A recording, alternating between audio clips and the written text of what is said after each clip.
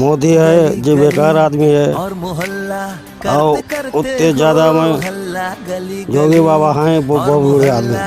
रोजगार के लिए कहा था कि जितने भी मजदूर ये पलायन करके आ रहे हैं यूपी में, उनको यहीं यूपी में ही रोजगार दिया जाएगा। क्या लगता है कितना खरा उतरी सरकार उन बातों पर? और मैं एक चीज़ बोलना चाहता हूँ, ये जो आपका जो चैनल है गली मोहल्ला शो, द गली मोहल्ला शो, आप लोग अच्छा काम कर रहे हैं, एक ज़मीनी स्तर के मुद्दे उठा रहे हैं और आप ऐसे ही उठाते रहिए मुद्दे। हम लोग देखते हैं और लोगों से भी कहते हैं आप देखें, क्योंकि जो न्यूज़ चैनल वाले बड़े बड़े लोग हैं ये लोग छोटे छोटे मुद्दे नहीं उठाते हैं, और ये छोटे छोटे मुद्दे वही सिर्फ समझ सकता है जो ज़मीन से जुड़ा हुआ है। वो लोग ज़मीन से जुड़े हुए नहीं है, वो लोग क्या समझेंगे।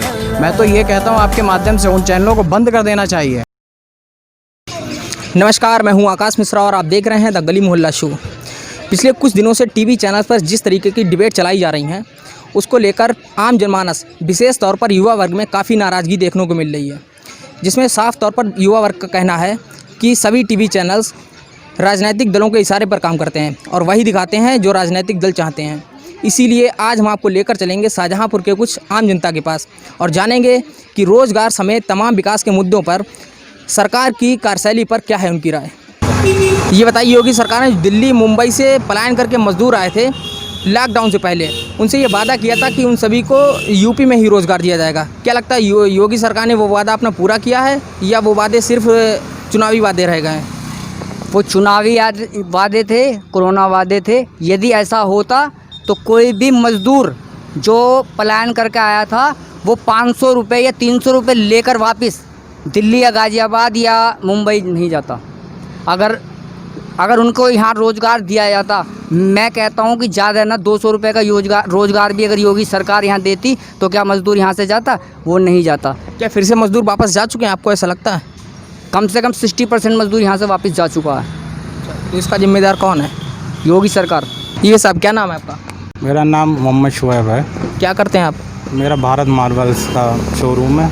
ये बताइए, टीवी चैनल्स जो इस समय डिबेट चलाई जा रही हैं, तो क्या लगता है कि वो ज़मीनी स्तर की बात कर रही हैं, सिर्फ वही बातें कर रही हैं जो राजनीतिक दल चाहते हैं? जी देखिए, ऐसा था जब मेरे बचपन में हम जब दूरदर्शन पे समाचार देखते थे तो वो लोग आधा घंटा लगभग जो थे समाचार आते थे और वो लोग मुद्दे की और जो भी कायदे की बात थी वो करते थे, ठीक है। और इस टाइम जो भी न्यूज़ चैनल है हम देखते हैं वो एक पार्टी के एजेंट बन के काम करते हैं, जिसमें वो अब तो वही खुद जज भी बन गए हैं।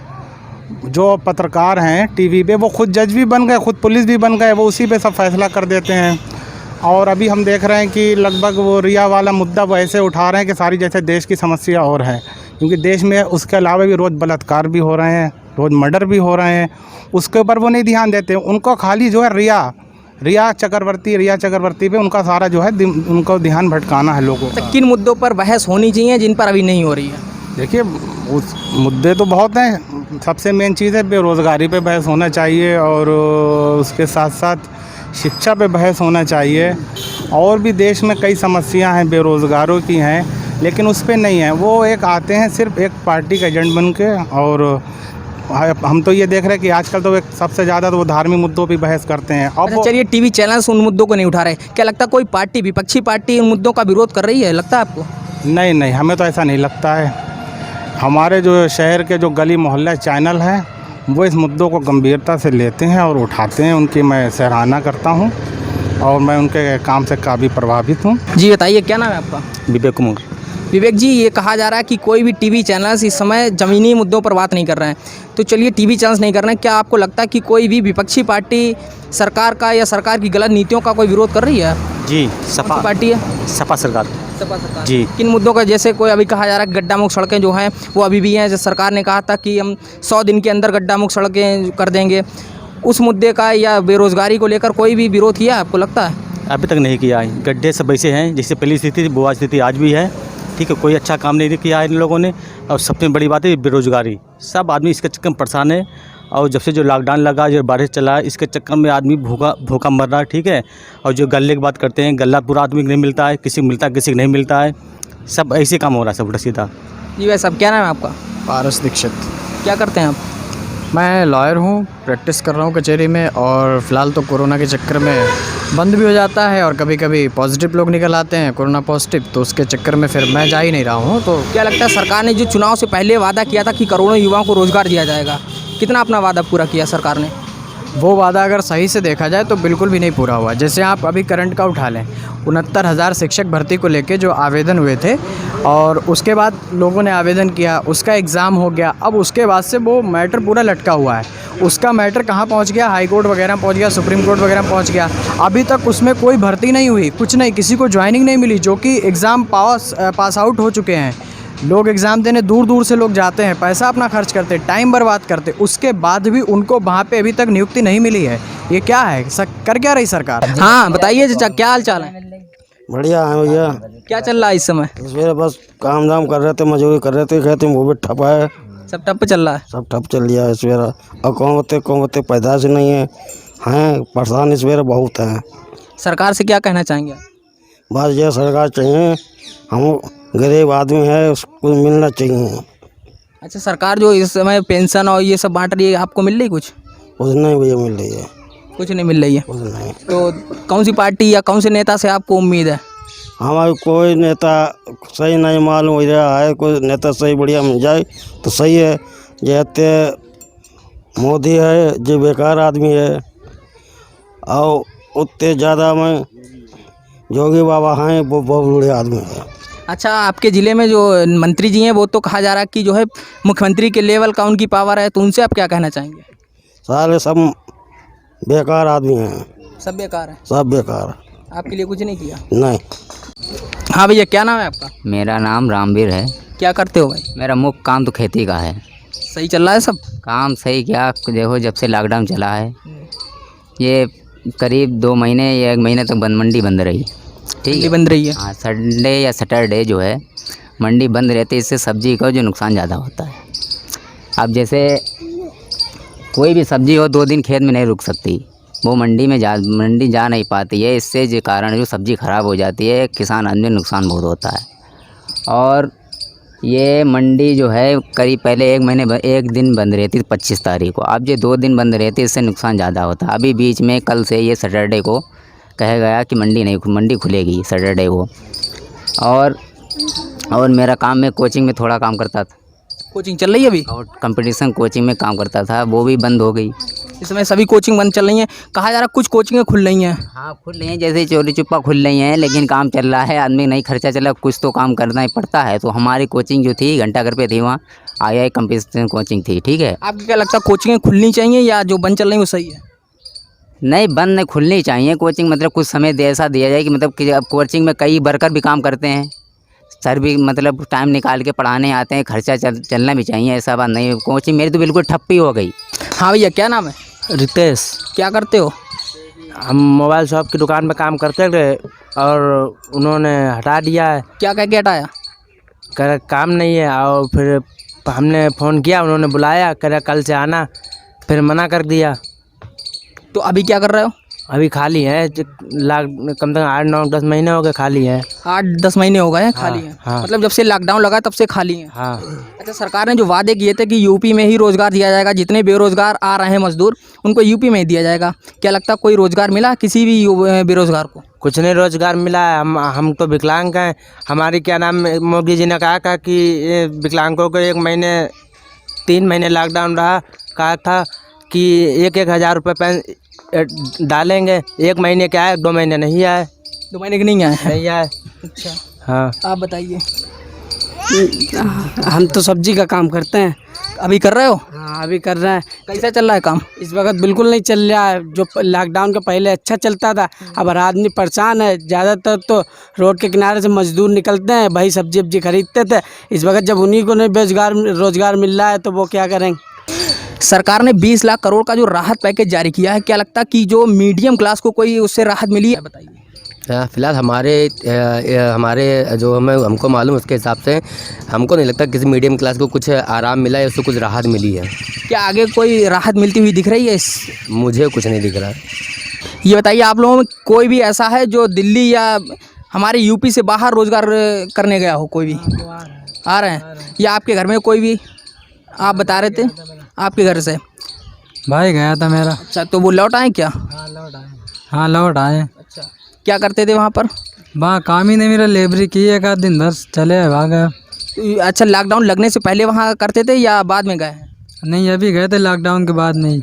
लॉकडाउन के बाद में गए हैं। हाँ अच्छा, योगी जी ने कहा था कि लॉकडाउन के बाद में जितने भी मजदूर वहाँ से आए हैं दिल्ली से या नोएडा से, उनको यूपी में ही रोजगार दिया जाएगा। क्या लगता है योगी जी ने या उत्तर प्रदेश सरकार ने ऐसा कोई काम किया अभी तक? अभी नहीं किया है, अभी कोई काम नहीं किया है। अभी नहीं किया है। क्या चाहते हैं आप लोग सरकार से? रोजगार जाते हैं। बताइए। हाँ यहाँ काम मिलता नहीं है, जहाँ भी देखने जाओ तो वो 2500 या 3000 रुपये देते हैं, 12-14 घंटे की ड्यूटी लेते हैं। इस समय कहीं काम भी नहीं है, होली से खाली है लगभग हम लोग। होली से खाली हैं।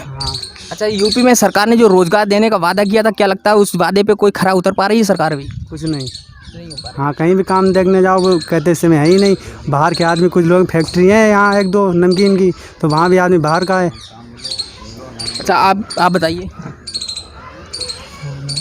यहाँ पे मतलब काम नहीं है। यहाँ मतलब मैं रेडीमेड की दुकान पर काम करता था, मतलब कि जो भी पुराने लौंडे हैं वो खुद ही हटाए जा रहे हैं। पुराने लड़के हटाए जा रहे हैं। क्या कह के हटाया जा रहा है?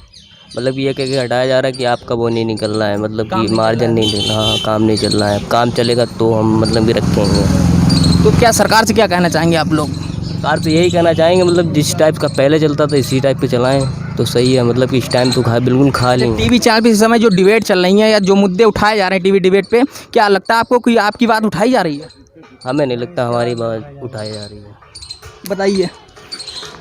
दिल्ली गए थे, काम हम था नहीं कुछ। दिल्ली में कोई काम नहीं था। अच्छा, यूपी में जब सरकार ने कहा था कि यूपी में ही रोज़गार दिया जाएगा, जितने भी जो मज़दूर हैं पलायन करके यूपी में आए हैं उनको यूपी में दिया जाएगा, तो यूपी में नहीं दिया गया कोई रोज़गार? यूपी में है काम लेकिन पैसे कम मिलते हैं। दिल्ली में ज़्यादा मिलते हैं। दिल्ली में भी 7000 थे, इसीलिए तो भाग गया है। अच्छा, यूपी में कितने हैं? 5000 मिलेंगे हमें। यूपी में आपने कोई काम किया है अभी तक? लेबरी करते हैं। लेबरी। अच्छा, सरकार ने कहा था कि जितने भी पलायन करके मज़दूर आ रहे हैं दूसरे राज्यों से, ये यहाँ जितने मज़दूर हैं उनको यहाँ यूपी में ही रोज़गार दिया जाएगा। क्या लगता कि ये जो सरकार ने वादा किया था वो वादे पे खरी उतरी है? अभी तो तक तो नहीं खरी उतरी है, खैर पर प्रयास किया जा रहा है सरकार द्वारा। देखते हैं कब तक प्रयास होता है। लोग तो 60% लोग लगभग चले भी गए वापस। अच्छा, कई लोग ये सोशल मीडिया पे ये चल रहा है ट्रेंडिंग में इस समय कि जो टीवी चैनल हैं वो इस समय मुद्दे से भटक कर कई डिबेट चल रही हैं। क्या आपको भी ऐसा लगता है? बिल्कुल हाँ। अब एक ही चीज़ को लिए बार बार आप देखेंगे, इलेक्ट्रॉनिक मीडिया वही लिए बैठी रहती है, सुशांत ही पीछे पड़ी है। जो हो रहा है सो हो रहा है, हम तो ज़्यादा देखते नहीं डिबेट। किस मुद्दे पे बहस होनी चाहिए इस समय? बेरोजगारी पे में बहस होनी चाहिए मेरे ख्याल से तो, और जीडीपी पे होनी चाहिए। कौन से देश हमसे आगे हैं इस पे चर्चा होनी चाहिए। दिखाएंगे कि पाकिस्तान यहाँ पर है, पाकिस्तान अरे कभी चाइना के भी तो दिखाओ। चाइना कहाँ पर है? आज हमारी जीडीपी -23.9 पे है और चाइना की जीडीपी +3 है। बताइए, ये मीडिया नहीं दिखाती है। तो कौन इसका जिम्मेदार कौन हो सकता है? क्या आपको लगता है कि इसमें सरकार की जिम्मेदारी है? ये कहा है, सरकार के लोग कह रहे हैं कि जो पिछले 8 महीने से सभी काम धंधे बंद पड़े हैं इसीलिए माइनस में गई जीडीपी।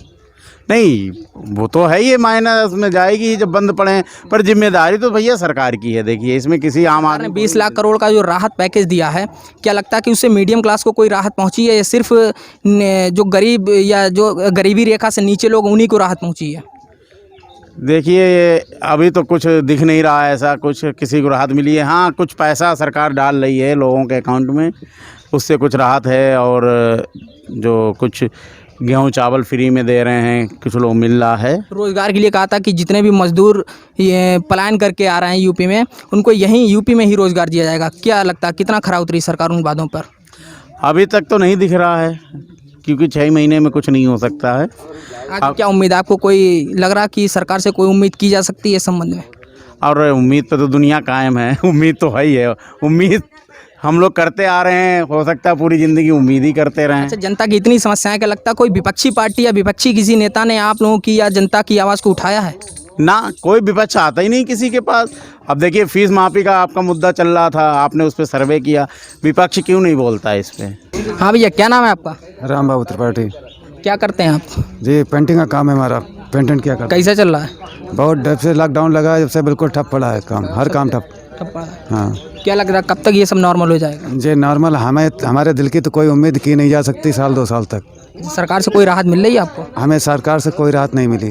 किस तरीके की राहत आपको मिलनी चाहिए जो नहीं मिली अभी तक? हमें नहीं, हमारे जैसे जितने भी गरीब भाई हैं उन्हें इस प्रकार की राहत मिलनी चाहिए कि रोजी रोजगार और मजदूरी मिलनी चाहिए। तो रोज़गार देने के लिए तो सरकार ने कहा था कि जो भी मजदूर पलायन करके आ रहे हैं या यहाँ जो भी मजदूर हैं उन सबको रोज़गार यूपी में ही दिया जाएगा, तो कोई रोज़गार दिया कि नहीं दिया? नहीं, हमें अभी तक नहीं मिला। हाँ अच्छा, क्या हाल चाल है आपके? हाँ चल ठीक है यहाँ कैसे चल रहा है सब कुछ? कुछ ना है भैया, खेती पाती सब बेकार पड़ी, सब बेकार पड़ी है। सरकार से कोई राहत मिल रही है? कुछ ना राहत मिली है। अच्छा, आपने कई विधायक हैं, सांसद हैं या कई लोगों को चुना आपने, क्या कोई आपके लॉकडाउन में कोई दिखा आपको? कोई नहीं दिखा भैया। हाँ भैया, क्या नाम है आपका? सुबह शुक्ला। क्या करते हैं आप? कुछ नहीं करते हैं, खाली हैं।